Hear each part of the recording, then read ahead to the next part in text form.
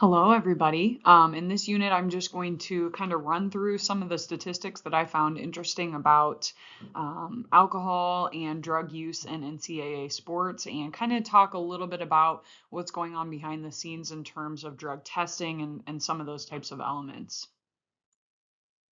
So again, learning objectives for this unit or this PowerPoint, we want to understand what the data is showing as it relates to substance abuse in college athletes, and then compare that with the general population. So are our student athletes consuming alcohol and drugs at a higher rate or an equivalent rate or a lower rate in comparison to the average person in that age range?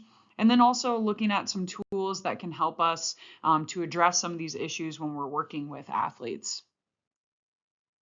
So all this information came from the NCAA Student Athlete Substance Use Study, and this was a survey conducted and it ended in 2017, and the results were published in 2018. And then I pulled this information from the NCAA website that kind of reported back the results of everything that was found as it relates to this study. So what did the study do? What were we looking at? The methods involved a survey. So all active member institutions of the NCAA were invited to participate. So again, this ranged from your Division I, Division II, and Division III schools. And teams were surveyed to determine a sampling procedure. Again, details and materials and instructions for administration was provided, and it was ensured to the athletes that these would be anonymous surveys so that their names wouldn't be attached to their answers. Again, the idea with that was we wanted to kind of minimize the risk that students felt that they had in relation to telling the truth. In data collection, they used a survey data entered through a database through a third-party vendor. So again, everything was coded so that the athletes couldn't be exposed or identified within that particular study. And then the vendor destroyed the paper surveys at the end. So demographics, what type of individuals participated in the study? So they had 23,000 student athletes that participated. Again, you can kind of see the split here between Division I, Division II, and Division III athletes. And we had slightly more males participate in comparison to females, which makes sense because we have more male NCAA athletes in general in comparison to females. And then a pretty good range in terms of race as well. So you can see kind of how that splits up there, probably fairly representative of our population in NCAA sports. So in terms of drug use, again, this kind of shows us what was found as it relates to these NCAA athletes. So 5.2% of male athletes had used cocaine. You can see ecstasy, LSD, amphetamines, methamphetamine, and heroin. Again, not a huge amount, which is probably what you would expect. I thought 5.2% for cocaine usage for males seems like really high. But again, just kind of showing you that this is affecting athletes in that NCAA realm. Here we can take a look at marijuana, amphetamines, cocaine, steroids, and ephedrine as well. So this shows pretty high usage. So again, kind of ranging here from 2005 through 2017 when they finished up the study. And you can see marijuana usage. We're looking at about a quarter of these athletes have or are using marijuana. Amphetamines, again, maybe sticking around that 4% mark. And then we actually see a pretty decent decrease in amphetamine usage by the time we get to 2017, only 1.5% there.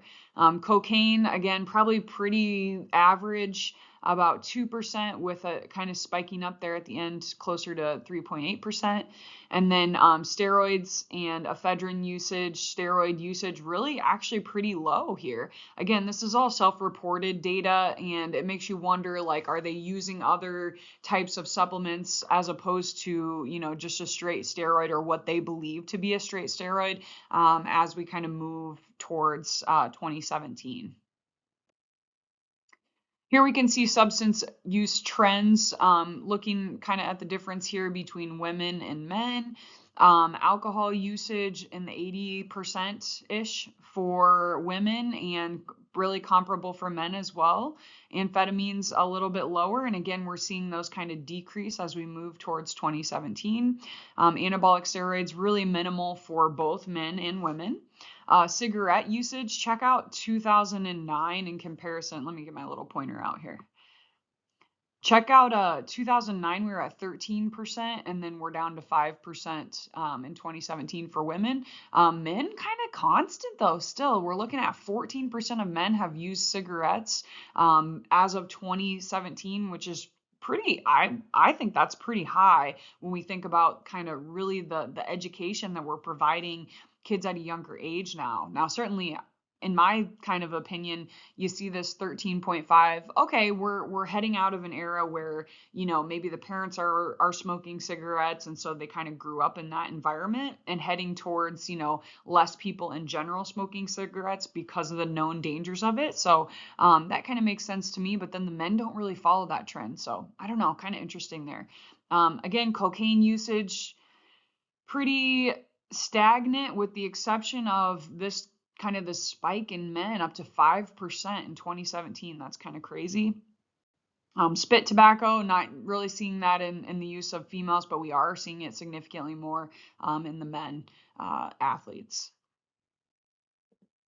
So alcohol use, so again, nearly 2% of student athletes report drinking on a daily basis, and 36% report consuming alcohol on a weekly basis. So here you can kind of see we're trending up in terms of never used. So about 20% of athletes have never used alcohol. Who has consumed in the last year? About 75, 80% or so used, but not in the last year, a very small amount. Okay. Over 1/4 of student athletes reported have experienced with the following. So they've had a hangover, over half of them have had that. They forgot where they were or what they did. So about 28, almost 30% have experienced a blackout.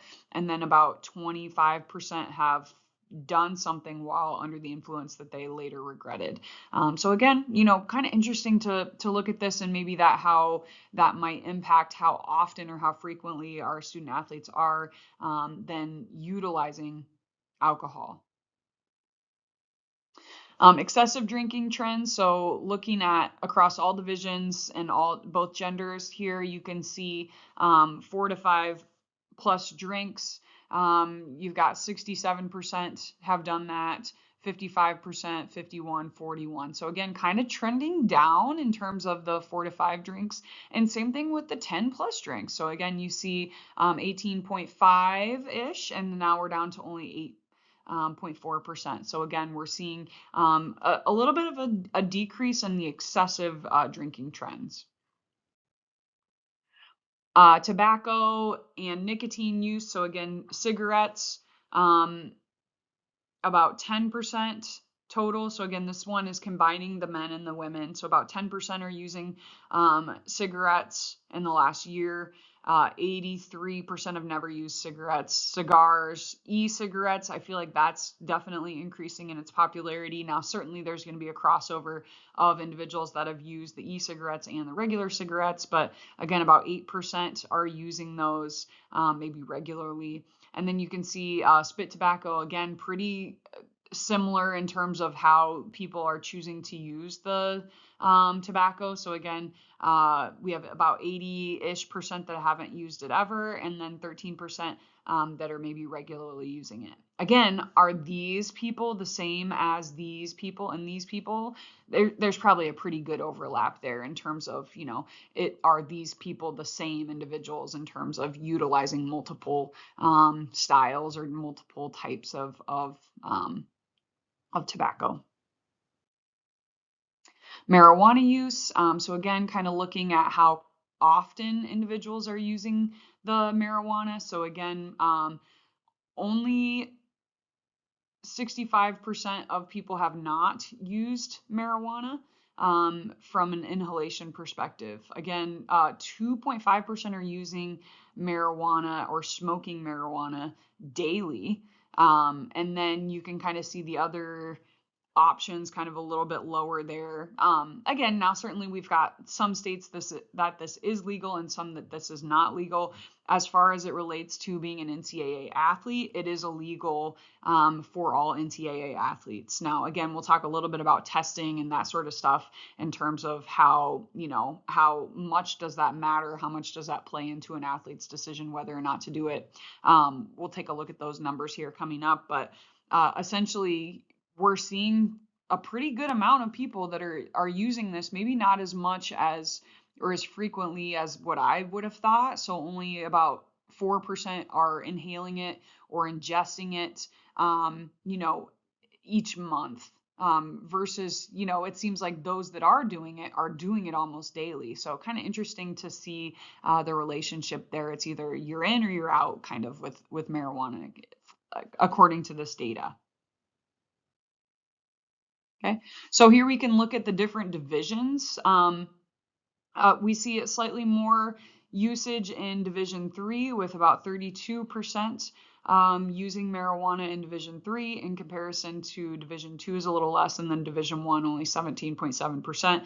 Now, maybe we could say that those Division 1 athletes are a little more serious. Maybe they're on scholarship, and so their stakes are a little bit higher in terms of whether or not they decide to do this in comparison to Division 3, where maybe, the stakes aren't quite as high. They're not maybe as committed to their counterparts in some of those Division 1, Division 2 categories because of scholarships and those types of things. So prescription medication, so looking at narcotic and ADHD medication. So here you can see with a prescription, we're about 10% for narcotics and about 3% without narcotics or without prescription currently. And then you see the ADHD medication, about 6% are using with a prescription, and then about 7.5% are using without a prescription. What about medication misuse? So again, this is all self-reported stuff. So ibuprofen, aspirin, anti-inflammatories, about almost a quarter of athletes are maybe overusing those. Tylenol and acetaminophen, about 12%. Adderall, which is going to be like your ADHD medication, that sort of stuff, about 5%. Your oxy or oxycodone, only about 2%. That's a pain medicine. That's extremely very, very addictive. So yeah, that's interesting to see those pain meds down there at 2%, and then tramadol, and then injectable Toradol as well. Very minimal amounts of individuals misusing those according to their self-reporting. Again, when we kind of look at the difference between men and women, what were kind of the trends that were reported? So the highest reported alcohol users were ice hockey players, followed by lacrosse and golf, which is interesting. Ice hockey had 46%, baseball 44%, were the most common to use spit tobacco, and then 48% of men's lacrosse players were smoking marijuana. So we think about culture within those sports, maybe that is playing into those decisions there. As it relates to women's sports, so alcohol use was the highest among lacrosse and ice hockey players, and then marijuana and cocaine were highest among lacrosse players, and then gymnasts were going to be the highest for those narcotic pain medication at 18%.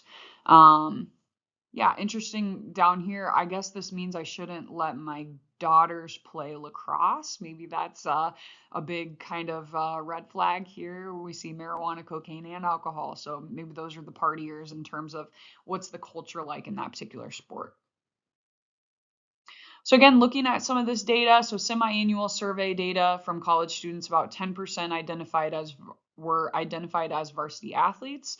So again, this is looking at data just of college students in general, so not necessarily just specifically athletes. So we're able to kind of compare and contrast here. So survey covers several mental and physical health topics, including alcohol, tobacco, and other drug use, sexual health, weight, nutrition, exercise, mental health, and then safety and violence. So again, a different survey here just to kind of compare and contrast what we see with our athletes versus our non-athletes in these age groups. So let's take a look here. So again, looking at NCAA athletes, 61% according to these surveys had utilized alcohol in the last 30 days. 3.2% had used cigarettes, 9% marijuana, and so on and so forth. Again, probably honestly pretty comparable to what we saw in the first survey that was put out by NCAA. So I think that that's good in terms of, looking at the differences here in terms of what our individuals are doing. One, I guess, major difference that I noticed was this marijuana use is higher when looking at the study that looked at college students in comparison to our athletes. So our student athletes were using marijuana at a much lower rate in comparison to the general college population versus like alcohol, for example, were really comparable. Cigarettes, again, the average person was more likely to smoke cigarettes in comparison to the athletes. Not surprising there. I'm a little surprised by the marijuana, just with like the option of edibles and those types of things, that more NCAA athletes aren't using those types of methods, but we're like, again, summary would be very comparable in terms of alcohol, and athletes are going to be a little lower in cigarette and marijuana usage in comparison to their average population age group. So this just gives us another study where we are able to kind of look at average college age population in comparison to those NCAA athletes. And in this particular study, we're seeing what's going on within the past year. So on the previous slide, we looked at what was going on within the last 30 days. And here we can see within the last year. Again, we see maybe the marijuana kind of coming up to be pretty close to what we see with the average population. Cigarettes were still quite a bit lower in comparison to the average population, and then alcohol, we stood pretty comparable in comparison to their non-athlete counterparts. In terms of drug testing, again, what's kind of going on with this, or what's the reason for this? Again, we want to deter cheating. We want to protect the health and safety of our athletes, and then we want to maintain the integrity of the game and ensure that nobody has an unfair advantage as it relates to the usage of ergogenic aid that would enhance their performance. So testing is part of a comprehensive approach to help us prevent athletes from doing drugs. So we have a written policy, educational element, and then also testing that's going on within NCAA sports.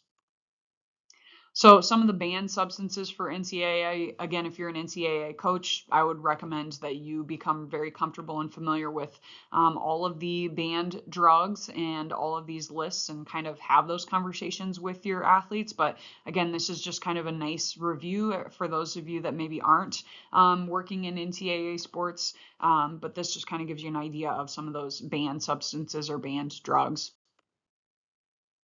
Medical exceptions, so you need to have pre-approval for anabolic agents such as like testosterone. Maybe I have like abnormally low testosterone levels and I need to take some sort of testosterone supplement. You need pre-approval and a doctor's note in order to be okay to take those things. And then the other thing with that is we can't have a dosage that would put us out of the normal ranges for that testosterone, for example. Okay. Stimulants, diuretics, anti-estrogens, and beta blockers have to be reviewed following a positive drug test. Again, we need to have documentation in place prior to the test from a medical doctor that kind of explains why you'd be taking those things.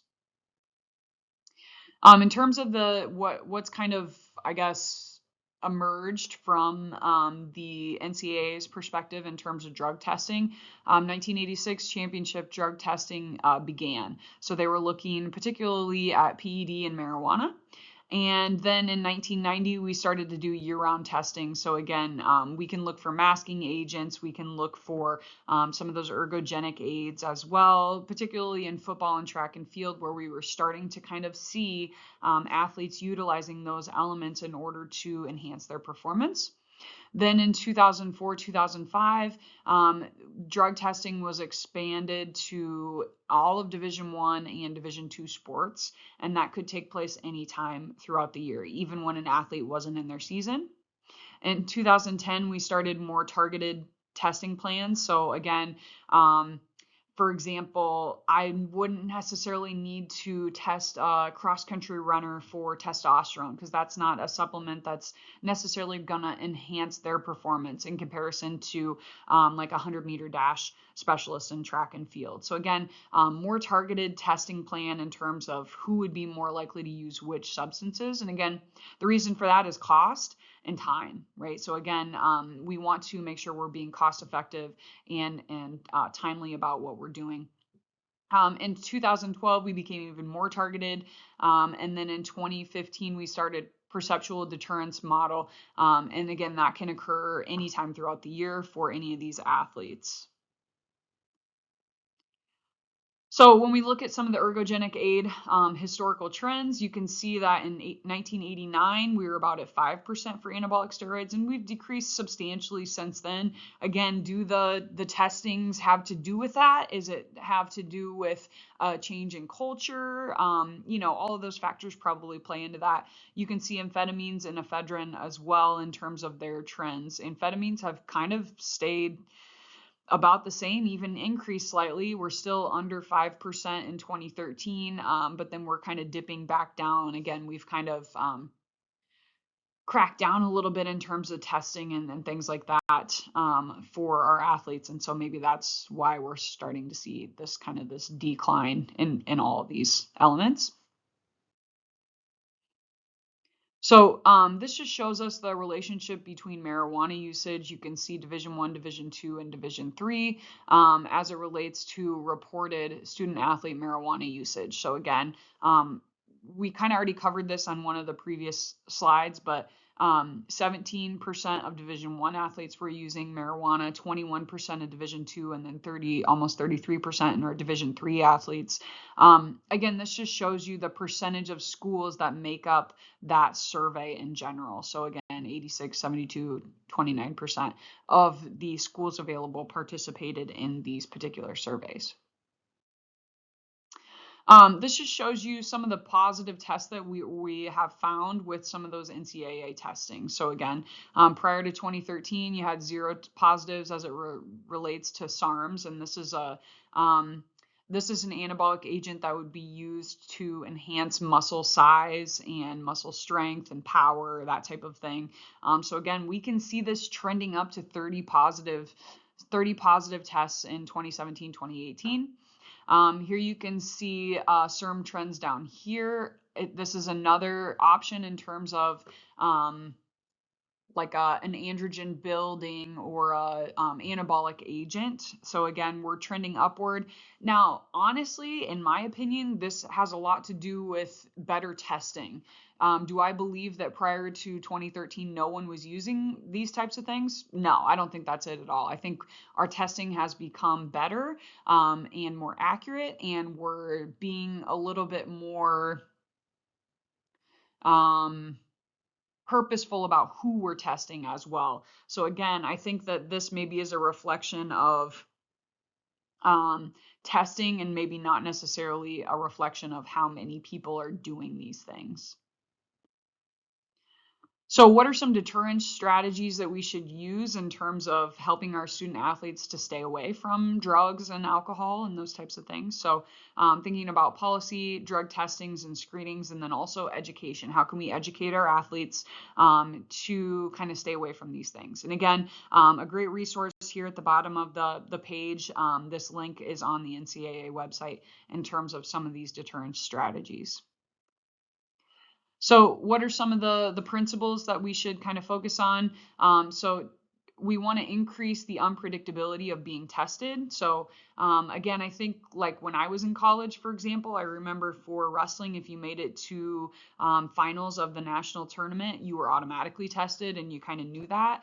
And then I also remember like for track and field, if you finished in the top 8, one of the top 8 would be tested from each event. So you kind of knew that going into it, if you were going to kind of be in that wheelhouse of being in the top 8, like you knew that was a possibility. So I think we're trying to increase the unpredictability so that people don't know what to expect. They don't know if they're going to be tested. We want to increase the perceived risk by more short to short no notice repeat testing. We want to increase the perceived risk by more contemporary reporting of the results.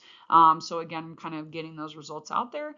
And then we want to increase intelligent testing by targeting high risk sports and responding to suspicious circumstances. So again, if somebody was like a mid-pack runner, for example, as a sophomore, and then as a junior, they're just like lights out and they're having an amazing season and they've improved like a substantial amount and all those types of things, then maybe that's suspicious. Maybe this person worked really hard and was able to improve, but maybe they are using a drug or using an illegal substance to help them to make those types of gains and make those types of improvements. So kind of keeping those things in mind when we look at who to test.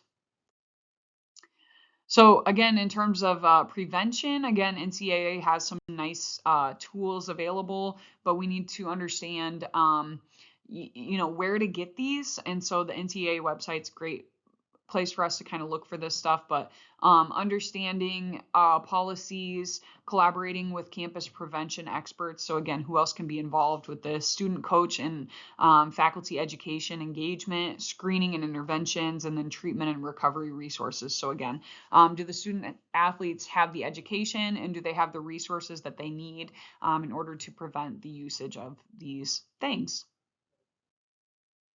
And then how do we change this culture? Again, we mentioned, like, for example, I think it was women's lacrosse where we saw a high prevalence of alcohol, marijuana, and cocaine usage. So how do we focus on changing that culture in order to enhance the athlete experience without having them kind of utilize some of those maybe negative things? So again, here are just some different examples of different interventions and collaborations and organizations that are available to kind of help to promote a better culture of prevention within college athletics and within colleges in general. And then I have a couple little true or false questions to kind of talk about what we just talked about. So again, student athletes use drugs at higher rates than other college students. True or false? We said that was false. So again, student athletes were using alcohol about the same rate as what we saw with our regular college students. Alcohol abuse is decreasing amongst college student athletes. True. Again, we're seeing a small decline in the amount of student athletes and the prevalence of our student athletes partaking in alcohol. So again, I think we are doing some good things in terms of the prevention and the education about those risks. Perceptual deterrence refers to the perceived risk of being drug tested. That's true. So again, we want to help our athletes to be deterred from doing the wrong thing by having those speed checks and having those kind of checkpoints in place so that the athletes aren't tempted to do those things. And then purchasing dietary supplements from legal retail outlets is a best practice for NCAA athletes. Again, this was something we talked about in that ergogenic aid lecture, but that's false because there are a lot of supplements out there that are not regulated and might have some of those banned substances as it relates to the NCAA banned substance list.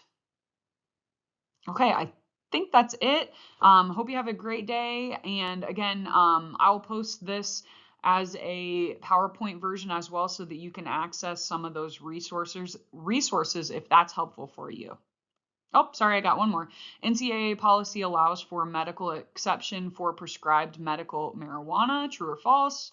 And that one is false. So again, we have to have medical clearance prior to utilizing and prior to a test for testosterone and some of those other supplements that somebody might take based on a medical need. However, marijuana isn't one of those things.